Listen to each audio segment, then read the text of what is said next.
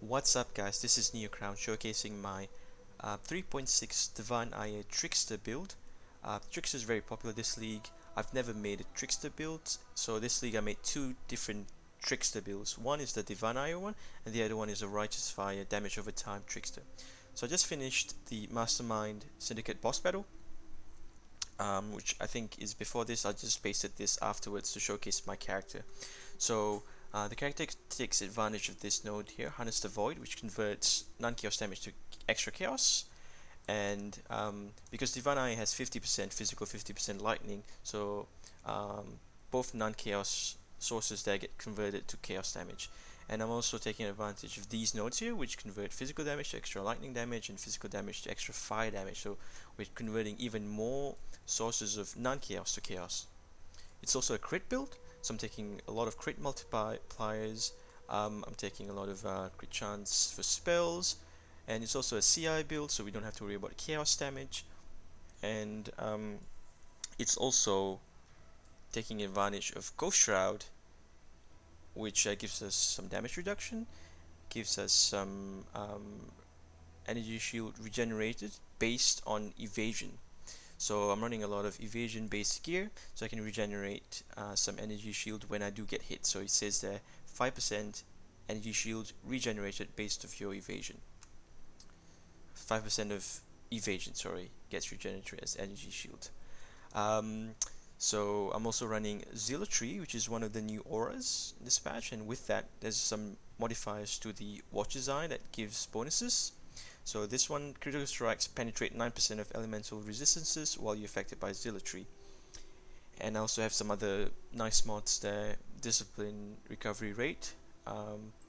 So alongside that, we do have some leech because of the new energy leech to energy shield, which is also a more damage multiplier.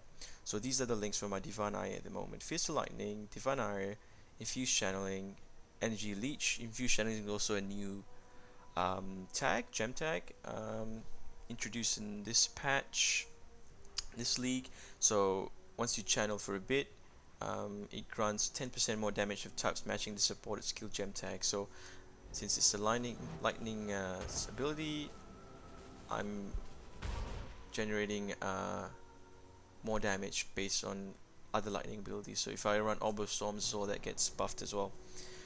So increased critical strikes here. I would get more damage with concentrated effect, but I don't actually have that running at the moment, so I'm just running increased critical damage right now. So I'm also running Stormfire. I'm just testing out whether Ignite works as well with the build, and how, because of the multipliers to Divine Eye, it has some bonuses to ailments, which deals 70% more per stage. So you have 20 stages when you build it up this way. So I'm just testing out some ignite shenanigans. It also gives us some lightning damage when you ignite enemies, so that's a bit of an extra. Also running it because of some mana regeneration issues that I might or might not have, because I'm not running Warlord's Mark or anything like that. I am running Clarity. So the auras I'm running are Discipline, Clarity, and Zealotry in the Vertex with Enlighten. So you can see my mana pools right there. I crafted this pair of gloves with faster casting. It has increased cast speed, which is very nice to get these stacks faster for Divine Eye, and it has some resistances. The boots are nothing, too spectacular. It does have the regenerate 2% life and mana per second, so it does help with your mana issues if you have any, but it's not really essential. The shield, so it doesn't have a lot of energy shield here, but I prioritize crit chance for spells, some resistances, and also an open prefix to get that lightning damage as extra chaos damage, because we are scaling some chaos damage with Divine Eye. You can see we have 900 chaos damage there. So this pair of this weapon I crafted myself. I bought an eye level 85 dagger for 5C. Just spam alteration orbs till I got elemental damage as extra chaos damage, and slammed the regal orb on it, and then I just crafted everything else myself. So you can see it's not even the tier 1s, because at that point in time I didn't unlock the tier 1s for that. Once I do have more currency, and once I unlock it that fled, with the mod spell damage and non-chaos has extra chaos. I'll craft that instead of the just generic spell damage, so that gives us even more source of chaos damage. For rings, I fill in resistances, and I got the minimum endurance charges to rings. You can see I have a permanent endurance charge here, which gives us some physical damage reduction, and it also synergizes with the chest I'm running. So I'm running Restless Sword, which is not really a common pickup, but it gives us evasion and energy shield. So because of the new, well, not really new, but because of this node here, we get max energy shield per 6 evasion rating on body armor. I think this was changed a few patches ago, so that was a new addition to Trickster. So we got, this is essentially a 500 energy shield chest, or maybe slightly more, because of the evasion. And also with evasion, I mentioned earlier, we get some recovery with energy shield if we get a hit based on the Ghost Shroud, and this also gives us some bonuses. So it increases the time we have for endurance, frenzy, and power charges. So you can see like my frenzy charges is 20 and my power charges last 20 seconds, so it's pretty a long time, so we don't really lose stacks in case if we're trying to kite around the bosses and stuff. Next, it gives us some life regeneration based on endurance charges, which is pretty nice, and also some movement speeds per frenzy charge.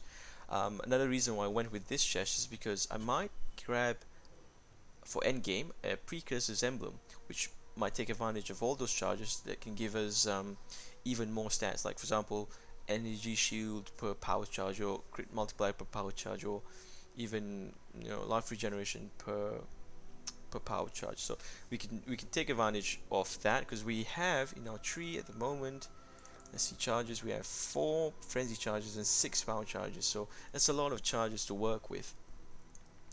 Besides that, my amulet's nothing impressive, belt's nothing impressive either. So I do run a Wise Oak, and we get the lightning penetration there, so we do have some lightning penetration with our Divine Eye. So that's the build at the moment, guys. Tooltip wise, 130 506 DPS, but doesn't take into account penetration and stuff. And on POB it says with flask up and all the charges, etc., I have 2 million Shaper DPS, and that's pretty good. I have taken down Shaper with this build. I haven't actually tried Uber Elder yet because my influence is over here, and it's a hassle to bring it up here because I haven't unlocked these maps yet.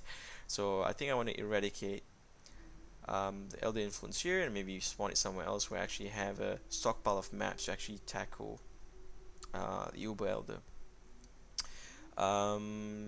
What else is there about the build? I think that's pretty much it. In terms of direction, I'm tempted to just finish off the energy shield nodes, but I'm also tempted to maybe grab some more chaos or just an extra curse as well for Warlord's Mark, to fit in Warlord's Mark in our setup.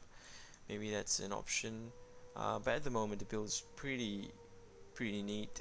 I'm happy with my first Trickster build, so hope you guys enjoy it.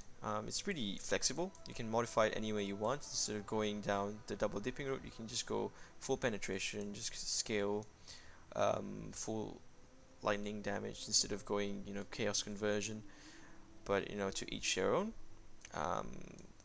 I do have another build, another Trickster build, because I was very interested in Trickster. I've never built one, so I had a separate Trickster build, which is an RF character taking advantage of Patient Reaper and Prolonged Pain. It's level 90 at the moment. I'll showcase the build at a later date. Hope you guys enjoy it. See ya.